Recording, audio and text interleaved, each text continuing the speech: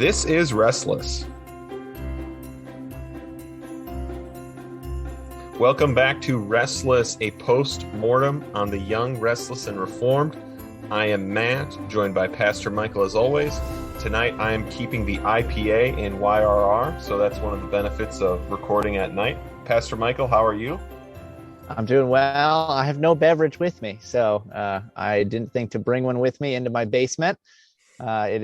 It's too late for me. We're recording way later than I want to. That's right. Well, I will continue to carry the torch that is needed, thanks to the local Wisconsin brewery.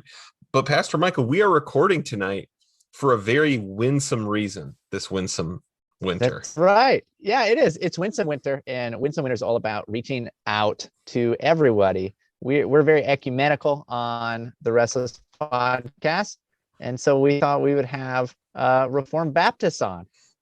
That's right. If you folks remember from our last episode, we commented on how interesting it was in the Mars Hill episode that Mars Hill's early polity was the common Reformed Baptist polity. And we thought to ourselves, you know what? We are big-hearted, generous Presbyterians, and it's time to let the Reformed Baptists vindicate themselves if they would like to.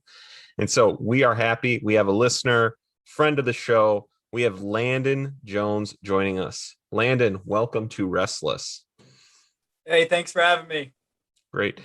Tell our little upstart show, whatever you want them to know about yourself. Do you want them to look you up anywhere or any websites? Well, I don't really have a website right now. I'm a MTS student studying at Mid-America Reformed Seminary in Dyer, Indiana. I just started in August, and so I'm going to complete a degree there, and hopefully I'm aspiring to be a missionary somewhere in Western Europe. So that's pretty much what's going down right now. That's great.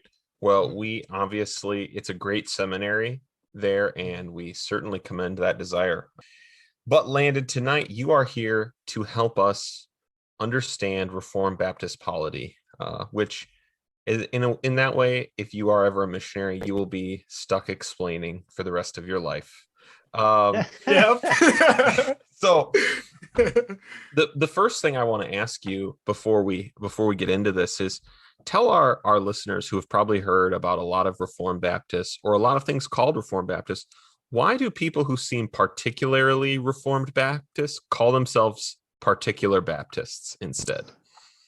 Oh, wow. So particular Baptist is an old term. So the modern term Reformed Baptist really just refers to Baptists who are also Reformed. And it came from really a Westminster Seminary. I believe it's in Philadelphia when it started to take a lot of use in like the 50s onward. But the historic term really comes back all the way to the 1600s, where the nonconformists from the Anglican tradition, part of them separated and became the Presbyterians, and so they had the Westminster Assembly. They created the Westminster Standards that way. But the other part was the particular Baptists, who developed really around the same time. So there's two movements that were going on, and there was a lot of persecution with these particular Baptists within England. So even our first confession expresses this, where it says, who are, in the title, it says that we are not Anabaptists. because please stop hitting us. We're not Anabaptists. Please. I remember reading about Zwingli and how he said, if you want a second baptism, then I'll give it to you. And he started drowning the Anabaptists. I'll give you a third. Yeah. Yeah. So we're not Anabaptists in that way. We're not any sort of connection to Anabaptists. Some people may say that we are, but I just don't really see a connection there. It was a separate movement, just similar names, similar conclusions as well. But it comes from a different starting point within the covenant theology, within the hermeneutics, than Anabaptists did.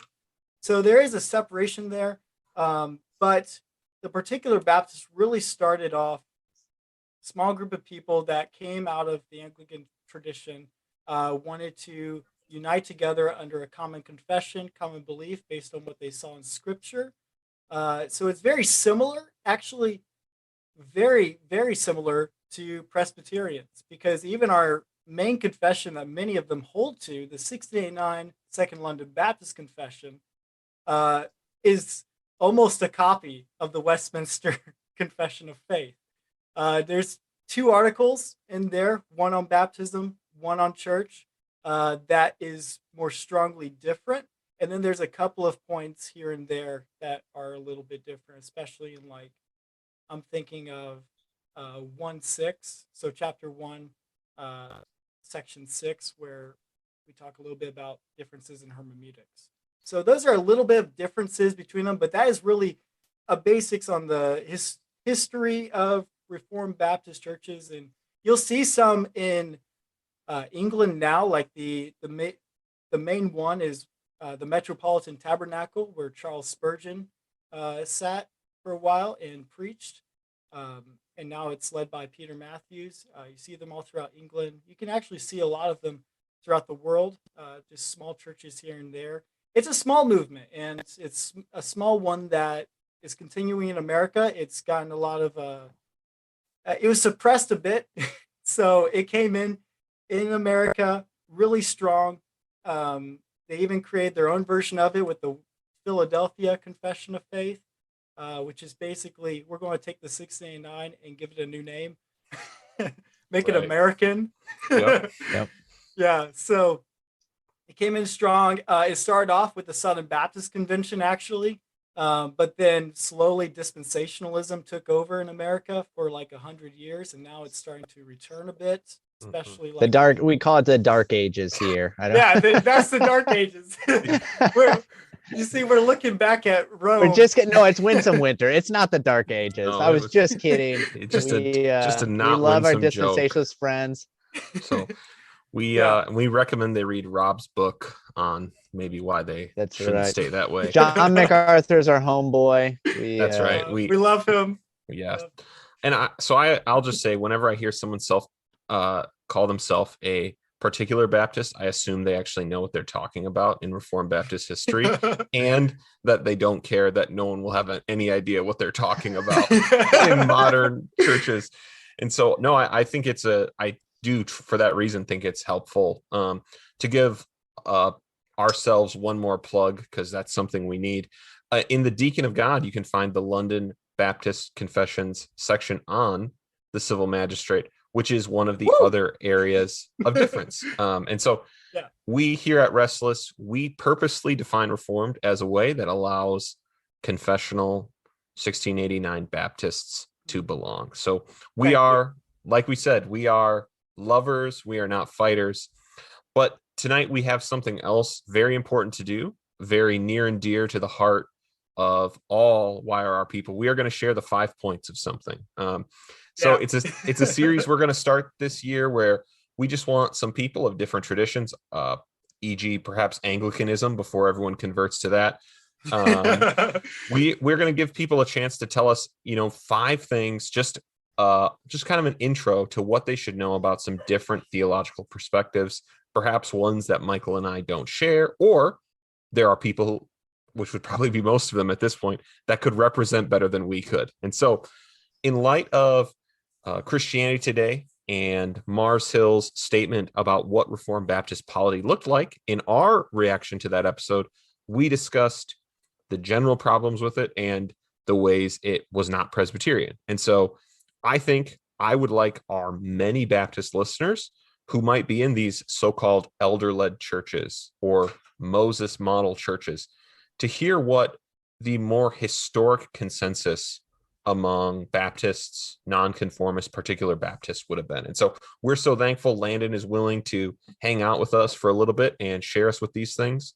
We will let you tell us 1 through 5. We'll ask some questions along the way, and then we'll let you react to the clip where they told us maybe what was misinformation. But I guess we'll find out. So Landon, tell us, give us number 1. What is number 1 on your list of something I should know about Reformed Baptist polity?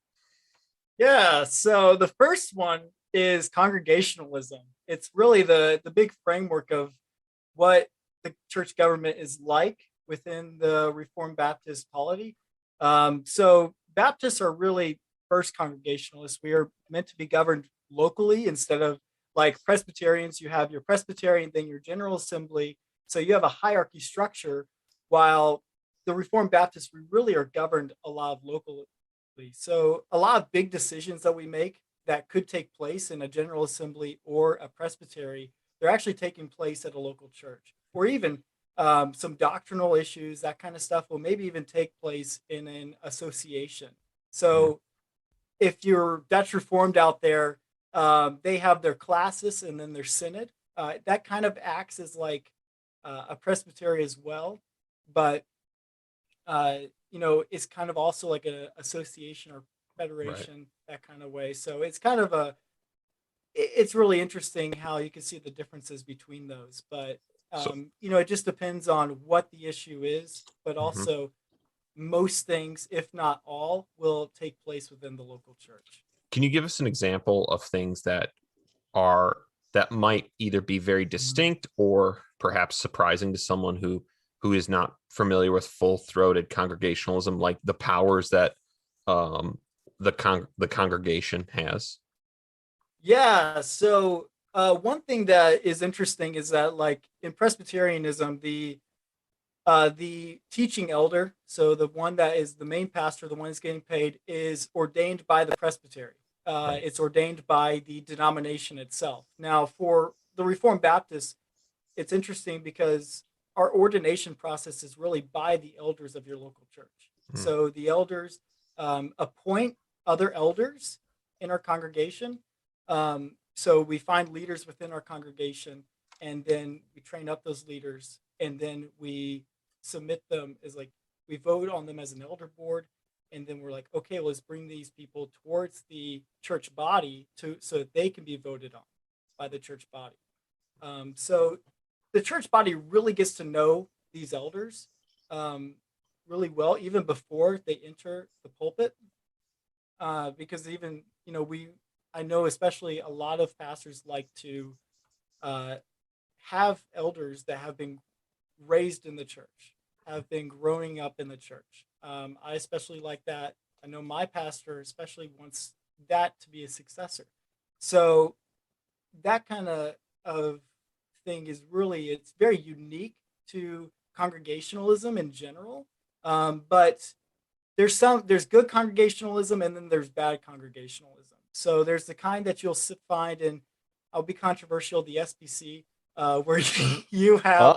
Look out, everybody. SBC listeners, we'll have one of you on too. We're trying. Well, I'm in an SBC church. Right. It's just like, look out, Landon's church. It's just, it depends on the church, because some of them will have really odd models where it'll be only one pastor and he'll be like leading the whole thing. And then you'll have ones that have a very biblical model, like ones that really hold to the 9 marks of a healthy church by Mark Dever. He really advocates for elder plurality, in which we'll get into later. But that's one thing. So tell me, let me test this one more time. So I'm coming under discipline and I want to appeal this out. Does my appeal ever come to be does my discipline case, is it ever voted on by, let's say, all the members of my local church? Because as you probably know, in Presbyterianism, I would be, the discipline case would be heard by the elders exclusively, and they have the full authority and right to judge a case as the representative government of the church. Yeah, so for church discipline, it's very important in Reformed Baptist churches. You won't find this really in some other congregational churches. But church discipline will really take place like in a Matthew 18 model, where you'll come to the elders and you'll present your case, and then the elders will discuss it, ask for repentance, that kind of stuff. It'll eventually, depending on the case, it could go towards the members. Like for, if it goes far enough to excommunication, then that could go towards the members, where the members vote them out of the church. but the members, well, definitely during members meetings, they will ask to pray for certain individuals who have fallen into sin, that sort of thing. And that is really just, it's not to gossip within there, because we have full trust. We want to love each other in the church. We want to care for each other. And we know that brothers and sisters fall into sin all the time, and we hope for restoration.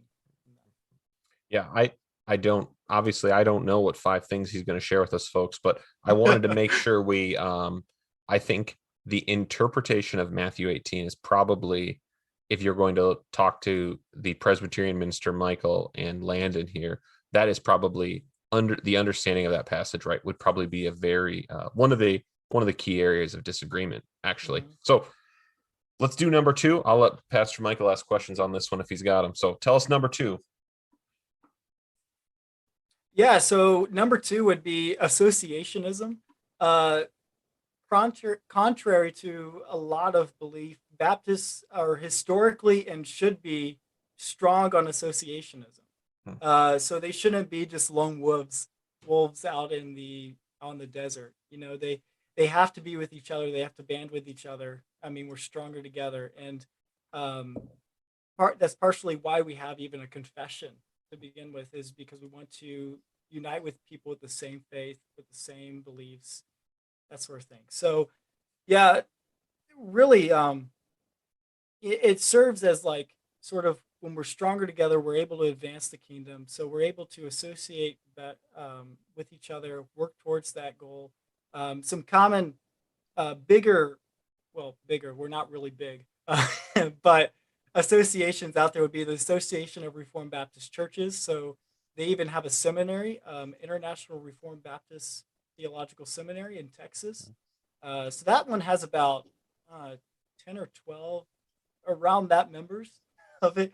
So associationism is coming back into style. For a while, it was like, well, we're a Reformed Baptist church and we don't really have anyone else around us, but it's coming back.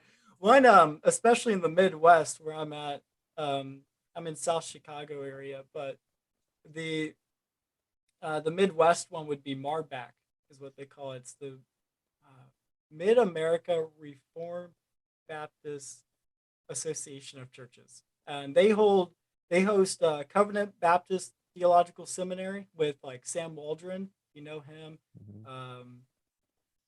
Tom Nettles goes there as well. So those are some big names within, but they're all in Texas. So there's like 3 churches out in there, and that's it. So they're just starting. Associations are starting up. They're starting to take a little bit more stride.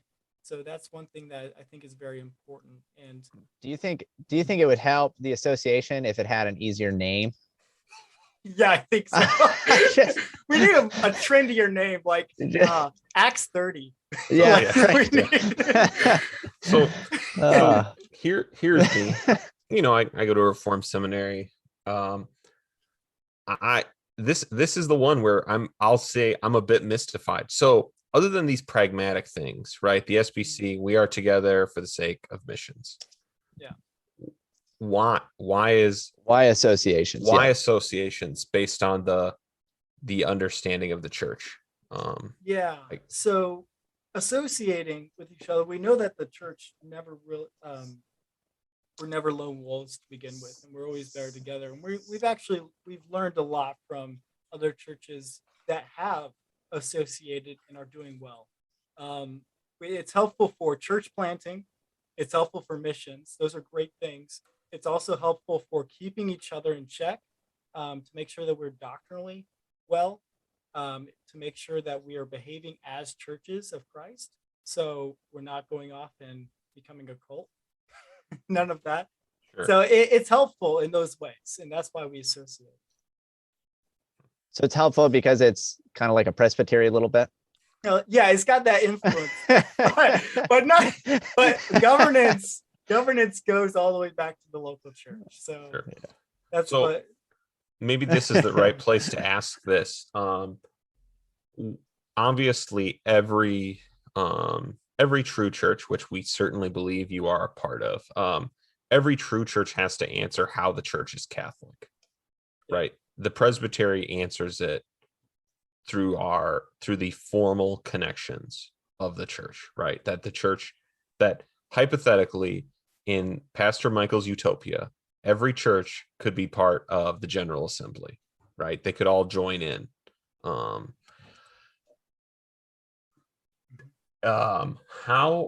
would the understanding of what it means that the church is Catholic, that the church is universal, right? Obviously, we all have rejected that the church is universal because it submits to the Pope in Rome, right? We've all rejected that, right? Yeah, We've down with rejected the Pope. Exactly. Even the confessions, they talk about how the Pope is the Antichrist, so we're united on that way. So my question then, and maybe the answer is this kind of, because I just won. That's my question, and that is probably not the most interesting for the listener, but it's interesting for me, and so they're always at my mercy. What is your understanding of? Well, really quick, what's your thought about the board debates in press? But yeah, how would you give us the, I don't, if there isn't a short answer, but how would you explain the church as the Catholic, as the, obviously not Roman Catholic, but the Catholic Church as we confess? Yeah, so the Catholic Church, as we confess, is really one that holds to orthodoxy. It holds to what Christ has said his church is plainly. What these key doctrines that we hold inside the ecumenical creeds. So the creeds that, the Nicene Creed, the Apostles' Creed, all these kind of creeds are super important because it keeps us united as a one church. And so that's really where we can draw, like, hey, I could be in communion with this brother even though we disagree because I know that he holds to the true faith. It's really hard to do that when you're a heretic. Right. So that's what really my understanding of the Catholic Church. If I had my confession up with me, they actually say in chapter 26, I believe it's the same as the Westminster in that area, where it talks about the Catholic Church and where we united with other churches, even the Methodists, the Lutherans. Well, sure. Not the ECLA. The Catholicity is on a individual congregation, individual believer level of, if you hold to the true faith, this is the expression of the Catholicity of the faith. It's doctrine. Mm-hmm. Doctrinal. Mm-hmm. Pastor Michael, should we move on to number 3? Do it. Hit us with it. Great. Yeah. Is it something about tattoos? Isn't that, I don't know. I just feel like Reformed Baptists always have tattoos. Oh yeah, of course. You could probably get a tattoo of this. It's the plurality of the elders. Okay. Tell us how do you tattoo that one out? I don't know. You'll have to figure it out. You can ask your tattoo artist and he'll come up with something. All right. So tell us what that means. That's good 9 marks answer means. Yeah. So our churches are led by an elder board, appointed by other elders, voted on by the church body. Each elder has like equal power on the elder board, so there is no hierarchy within the elder board. So while we don't say that an elder has a teaching elder and a lay elder, we say they're elders, but it ends up looking like a teaching elder and a lay elder because one of them is paid. So there's different. They have different roles in a sense, or maybe like they act in some different ways. But as far as the authority goes, there's no hierarchy. Yeah. Our confession says in 16.8, a local church gathered and fully organized according to the mind of Christ consists of officers and members. The officers are appointed by Christ as overseers or elders and deacons. So these overseers or elders and deacons are the offices that we have in the church, equal power, but they work in the church and they lead the church well throughout that. And so we need these extra elders to keep the elders in check. So one thing like we'll find in Mars Hill is, well, did they keep Mark Driscoll in check? Right. They disciplined Mark Driscoll when he needed to. I mean, that's one thing that's part of 689 Reformed Baptist Church, is that that pastors sin and you need to keep each other in check in that way. So is the power of the people then primarily in electing these elders, or is it beyond that? Obviously, it's in discipline, right? We've already mentioned a few. Is that when we talk about that, would you say that that is one of the other main places that the people exercise their rights as members, would be as choosing their elders? So as members, the elders will bring elders to the body of the members, and then the members vote those elders in. And what's interesting is that I think it really shouldn't be, oh, I'm going to hire this guy to lead my church from the outside. It's like we're trying to get people to, our elders are from the body, and they're part of the body. They're not just working for the body. So we don't want just like, oh, we're going to hire a family and discipleship pastor because because it's just a job and it needs to be filled. We want someone to actually be an elder and teach and lead this church well. And that could be, it can still look like that, like you could have roles in that way, and they could be paid, but it's really from the body, and they're still with the body, and so they're still members of that church. It's I'll just note, in the election of ruling elders, that would be very similar to how it would be done in a Presbyterian church. Examined, taught by the elders, and elected by the people. Pastor Michael, did you have any questions or comments on number 3? Because I think that would probably be an area of larger agreement, certainly, between all I think of us. so. I'm intrigued, especially just because this morning, and this will be last week, I guess, depending on when this episode comes out. Last week for everybody listening, this morning for Matt and I. We were talking about ecclesiology and polity issues having to do with the rise and fall of Mars Hill and some things that come out with that. But I'm just wondering, what does it look like? I mean, say the church is in a position where you have, say, a majority of elders are kind of steering the church in a direction that the congregation, many of the congregation or some of the other elders are not fans of. What does that look like to try to remedy? Is it purely like there has to be some kind of split, or where do I'm just interested to know kind of practically, how does that work out? So he's testing your polity with extreme cases, right? Obviously, we would pray no church has elder versus the members. I don't want that to happen. But I'm not praying that for you. But realistically, of course, these things do happen. Fortunately, mostly not as spectacularly as Mars Hill, but and they had a different polity and different issues. But that is a good question. This is Winsome Winter, so we do not currently pray imprecatory prayers on our Baptist brothers. Thank you. So to answer your question, that is a really difficult question because, well, I haven't experienced it. I don't know Reformed Baptist churches, true ones that have, but it could happen. And so we need to be careful of that. So first of all, the elder board itself, if they are acting out of line as a whole, which could happen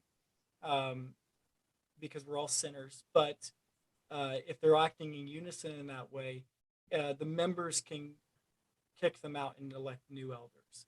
That essentially could happen, and the members would unite to do that if they see that their elders are out of check, if they're not following by what their job description is laid out in the Bible. And I assume the local churches would have their bylaws written to explain to the members how they would, be able to, what congregational meeting, and what, those different things they would need. And so we would do that. That would happen. They would be out if there's still like no hope. Which would be really sad. The members that if the members still keep the elders in place, then it's really the responsibility of those that see the problem to get out, or they can even stay. It just really depends on it's a conscience issue where members can stay to try to work things out and try to save the church, or they may have to leave and start a new one. yeah, it's a really difficult problem because, well, I haven't been in that situation. Yeah. So it would take a lot of wisdom, a lot of thought. Mhm. Yeah. Well, let's hear number 4. Yeah. So next one is a regenerate church membership.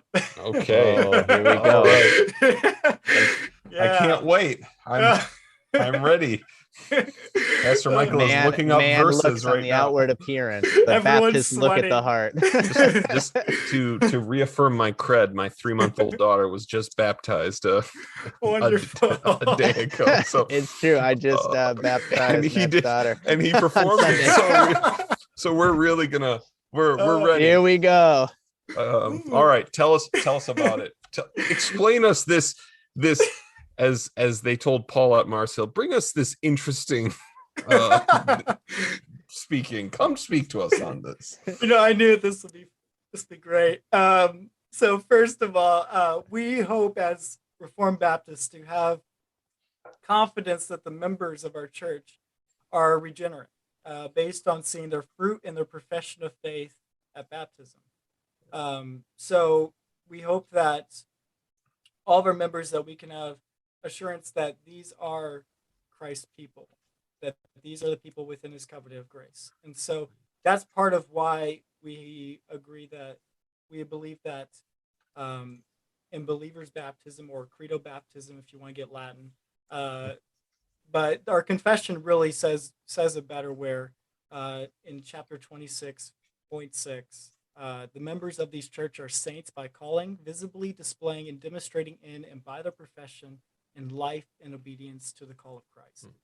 And also our confession says later in point 12, all believers are obligated to join themselves to local particular choices when and where there is an opportunity. Likewise, all are admitted to the privileges of a church, are also subject to discipline and government of it according to the rule of Christ. So we just want our membership to be regenerate. If we don't believe that they're regenerate, well, they may hold to heresy and never repent, or they may be in sin and never repent, they're out.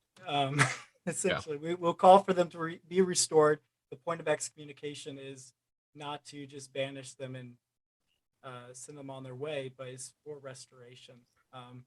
But ultimately, that's part of our polity, is that our membership, we want them to be professing believers. So that's how I want to say 2 things and then a half agreement, and then I'll let Pastor Michael tee off. I'm going to be winsome to start. 1, this is why we're having someone else come and give us these 5 points. I obviously have studied some polity things. I am so probably sheltered by Pastor Michael in the Presbyterian bunker he has built that I now live in. you? I literally would have just come to our Presbyterian bunker where we hold out for the utopia. Yeah. After the Baptists ruin everything, we will emerge. that I forgot this was a thing. It's so bad. I forgot this was like, oh yeah, there are people who think this. I forgot you that. forgot that the main thing that makes us called Baptists is that we baptize believers only. And so if I were like, what are the 5 things everyone needs to know? This is why certainly is that winsome. Why but dude, here's the winsome thing, is that what the part of this we can agree on, which is different than a lot of church bodies, even Protestant bodies that we would affirm as believers, is you could become a member at the church where Michael's a pastor, and I assume I could become a member there. Now, obviously, I would not be open to a teaching office because I hold doctrines that are not, that are considered an error that they wouldn't want taught. But if the elders believed, as I hope they would, and we would certainly have reason to believe you would, if we believed you're a regenerate believer, you'd be open to membership, because we must open the doors of the church, especially the Lord's table, to those who are in communion with Christ, even if there are issues that would just say, because of this, you wouldn't qualify to be an elder here or teach here. And that's okay, right? And so I think that is an area where there is some important agreement that there are certain Lutheran denominations, there are other obviously there are hardcore fundamentalist denominations of all stripes that don't practice this kind of this kind of open door. But just to be clear, but you would not, I mean, you wouldn't receive a member who's been baptized as an infant, correct? Even though they show signs of being regenerate, your church would not, allow them to be a member if they weren't baptized as an adult, correct? Or upon profession, maybe not adult, but once they're older. Yeah. So how we see it is, and this could have been some, but how we would see it is that, was that a proper baptism and was it properly administered right. at the time? Exactly. Yeah. Right. Exactly. And so we wouldn't question them being regenerate. We would question their salvation that way. We would just ask for them before they get become a member, that they would be baptized again. And that's not saying, oh, that's a second baptism. Right. That we would say, well, that's the first baptism. Right. So we would agree on the Nicene Creed where it says one baptism. Listeners, I'm winking, just so you know, as he says, it's not a second one. I understand. I think that's wink. Yeah. I do think it is really important, right? This is an important thing that our consistent Baptist friends do not want to rebaptize anyone. I do think that is really important. Yeah, it's a misunderstanding a lot of times. Yeah. You just, now other ones, like you could say the General Baptist, or like any of like the non-denominational churches would be like, yeah, you can baptize whoever you want, whenever you want. Yeah. Just get the bucket out. You don't feel good about your baptism? Right. Oh, come on down, get another one. Yep. Until you do feel good. What, you came to the Jordan River in Israel? Might as well get baptized again. Yep. It'll be extra special. Yeah. Well, Pastor Michael, don't incriminate those who. Yeah, I'm sorry. Hey, if you were baptized in the Jordan River, that's fine. It's fine. You can do it there. Yeah. I think that I think it behooves me to ask as we call it, the Presbyterian own question on this issue before we move on, which is, Landon, are all the members of your church regenerate? We hope so. That is the answer I'll give, because we never know. We don't know who is the elect and who's not, but we know that if you believe in Christ and you put your full faith in him, that you can have confidence in your election. We believe that God preserves his saints till the end. And so we really hope that all are believers. But if it's not, then we pray that it's only a season and not forever, that they'll fall into sin. So that's really our answer for that, is that we hope that they're regenerate, and we pray that they are, and I think we can have confidence that they are, based on what their profession of faith is now and the fruits that we see. Yeah. Hopeful Baptist. That would be a better association name. I'm just that would be a better name. I just think it's a better association name.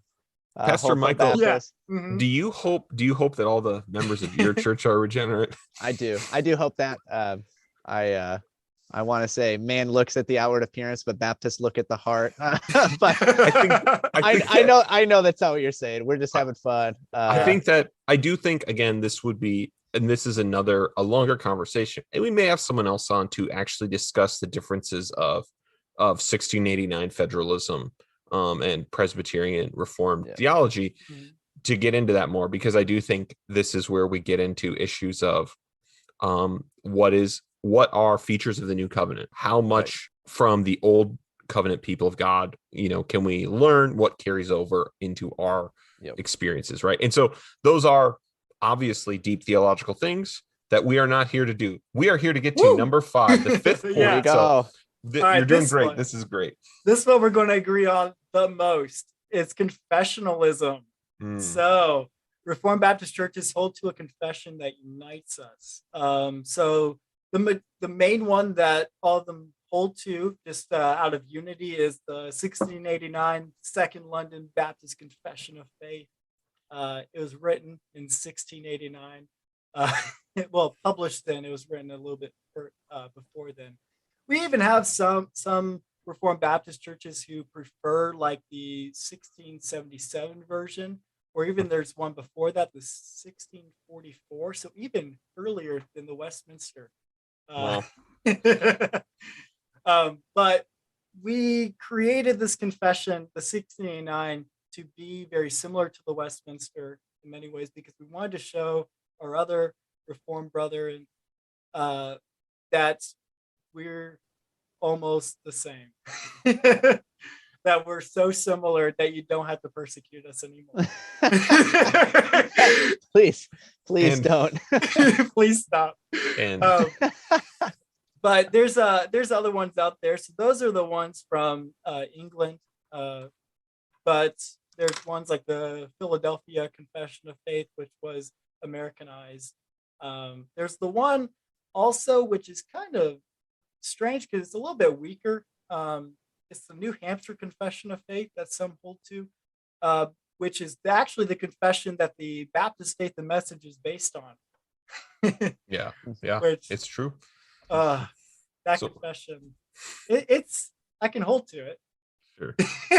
You want to say more though, of course. Yeah. So here's the question. So we're on the YRR podcast, right? I grew up in a Baptistic tradition. I became YRR. How come I never heard of the 1689 along the way? That was never, I guess what I'm really asking is, why didn't John Piper take the 1689 as his confession? I just think that it is a strange thing, because let's be honest, we're here in America, the Baptists are in charge. And that's okay. Probably not the Reformed Baptists, or the especially not the particular Baptists, but how come along the way this, and it could just be which we've talked about many times, that this was not a confessional movement, but how come outside of perhaps your homeboy, our hardcore rocker friend Joe Thorne, how come this was just not even a feature? At least we knew Tim Keller was a Presbyterian. We may not have known what that meant, right? Yeah. Ligon Duncan. Yeah. Ligon Duncan told us how much he loved the PCA and RTS every now and again. We didn't really know what that meant, but at least that was at least they were open about it. Yeah, exactly. It was represented. If you had asked me what a Reformed Baptist was, I'd have been like, well, it's everybody. It's everyone. It's everyone but Tim Keller for some reason. I don't know why he's not one too. Yeah, it's 67 Avenue Baptist Church down the road. Right, exactly. So where do you think in the Baptist tradition, or especially those who are right, because there's a huge interest in Calvinistic theology in the SBC, in the Baptist tradition right now, why was the confessionalism on the Baptist side lost along the way?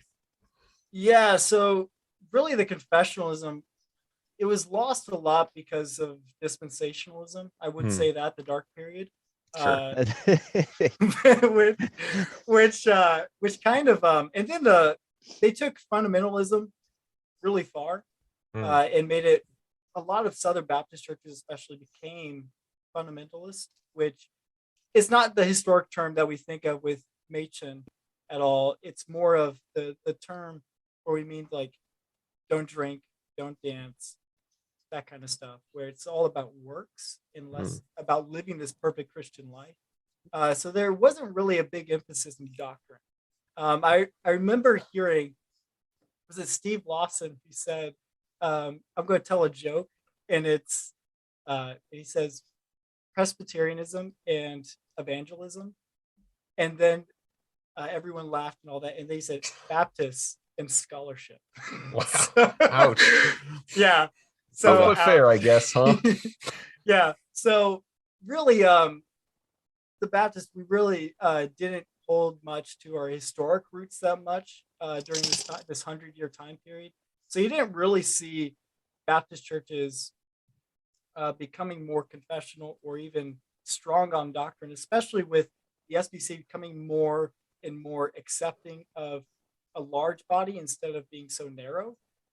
So that's why they created the Baptist Faith and Message, to be as inclusive as possible, instead of the normal confessions like the 1689, which was written to be as exclusive as possible.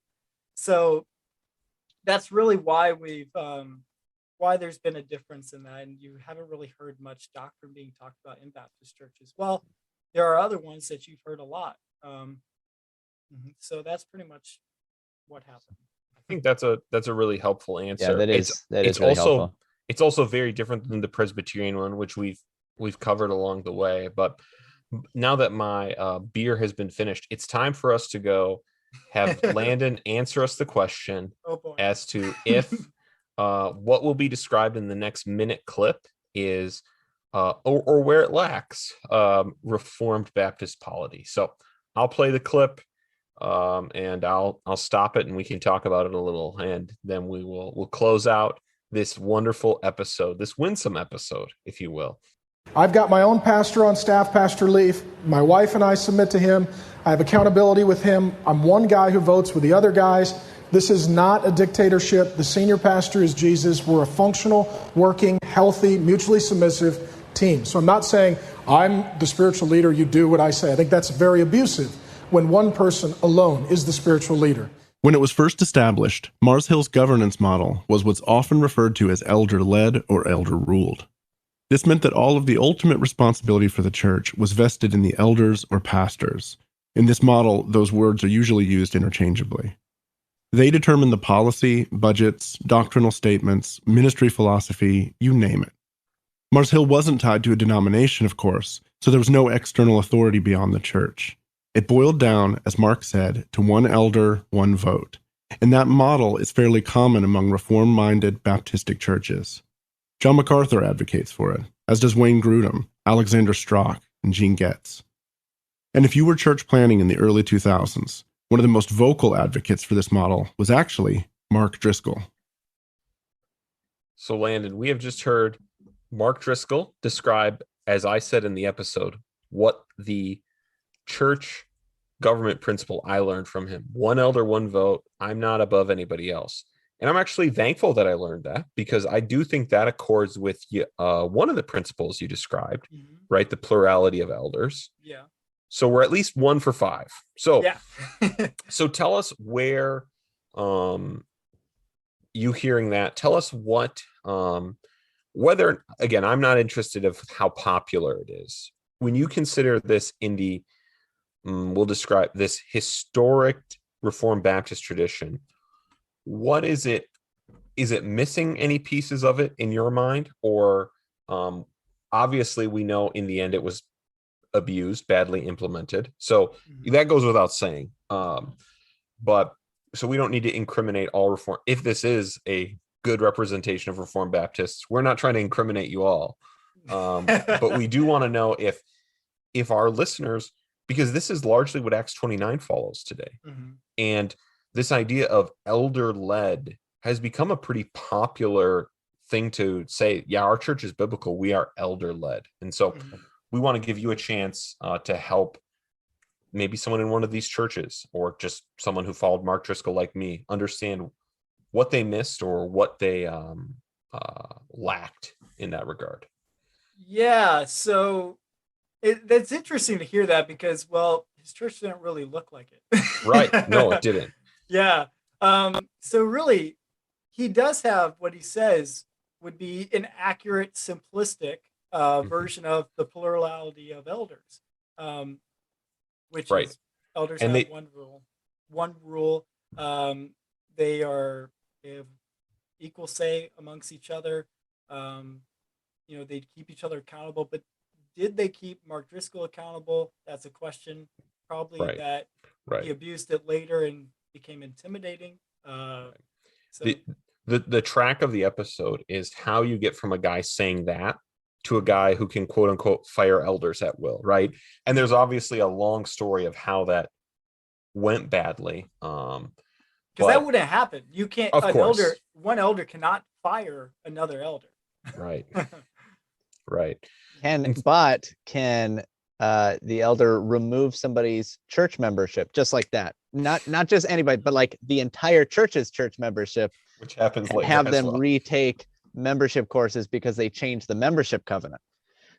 Because the membership covenant would be voted on by the church members that are already church members. Yep. So if it was changed at all, there would be a process of voting amongst the members. Yeah, and Yeah. this is where actually this morning, Lena, you weren't with us earlier last week, I should say. You weren't with us last week, but we did discuss how we do think that there's potential in these kinds of systems where there was this seeming desire to move to what appears to be a more biblical system, right? With a plurality of elders kind of leading the church, like they are the leaders of the church.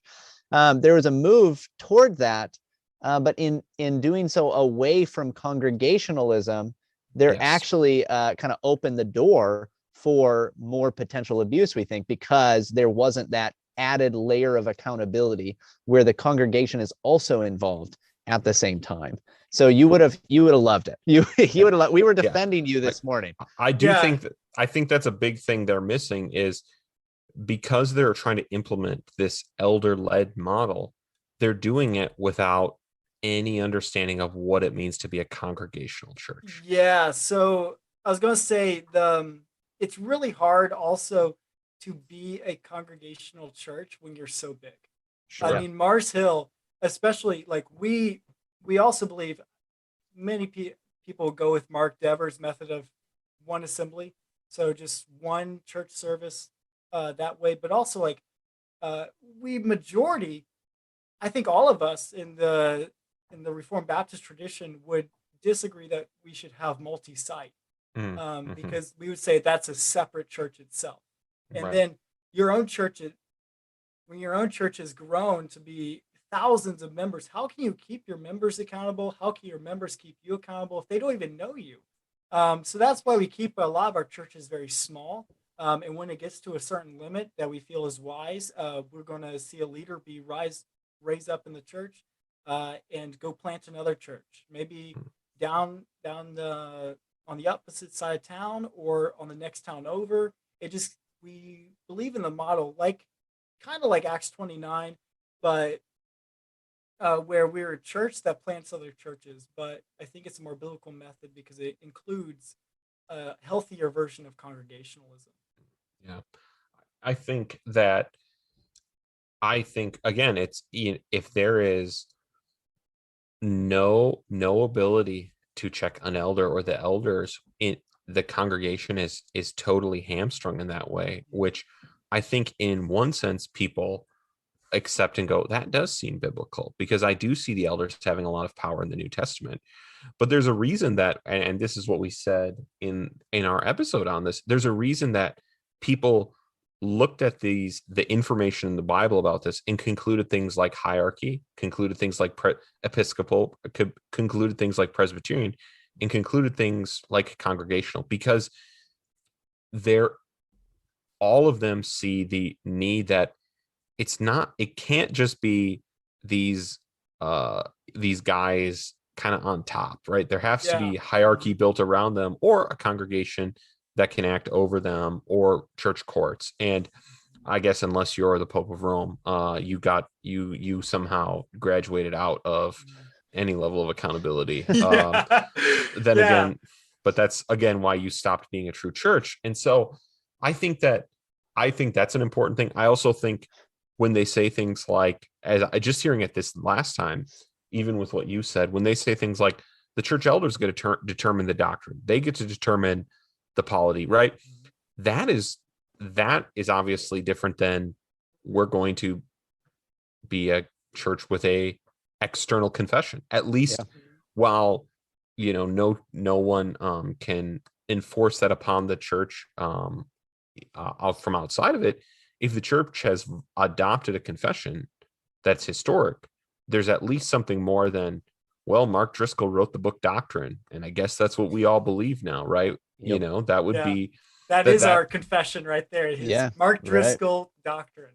Right. And so I realized, as you described the importance of confessionalism, that's not something that originated with the elders at your local church. And I want to make mention is I think it was Carl Trueman in his book Creedal Imperative, where he's advocating for confessionalism and creedalism within the church. He talks about how if it's really your pastor and no confession, then your pastor can make whatever he says about the Bible be true in that church. I mean, he could basically just say, yeah, I just read this as true, and he could preach it on the Sunday morning, and that's it. And then you have no reason to rebuke him because you're like, well, I don't see it anywhere. So it's like having a mini pope within your own church. Yep. Where you can claim ex cathedra wherever. Yeah. So and so that's pretty much one of his arguments within his book, and I can definitely see that within Mars Hill. Yeah, especially we've talked about this as basically a kind of like mini episcopate, where you do have like a bishop, right? Where it's like that guy, he's like, yeah, sure, he's one of the elders, but yeah, I mean, we all know like he is the greatest among them, right? He has more say, he has more power, he has more authority, and then there's some under him, and then maybe it kind of goes lower. Maybe there's campus pastors, or maybe there's it kind of just spreads out a little bit. Lowly guy, yeah, right. Well, I mean, we don't let him preach, but yeah, we're gonna create a janitorial pastor. Yeah, right. And I think with that, I think that's a really good place to leave it. This side, one of the protections an external confession gives to any kind of church, of any kind of church government.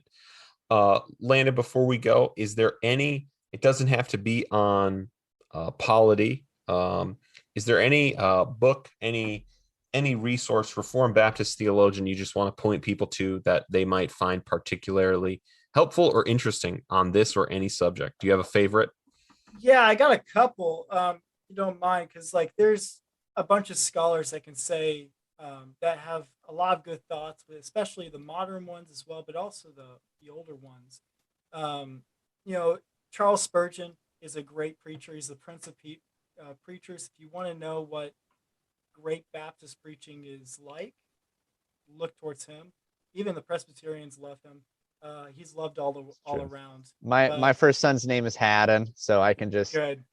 And he's baptized, but he's one step closer.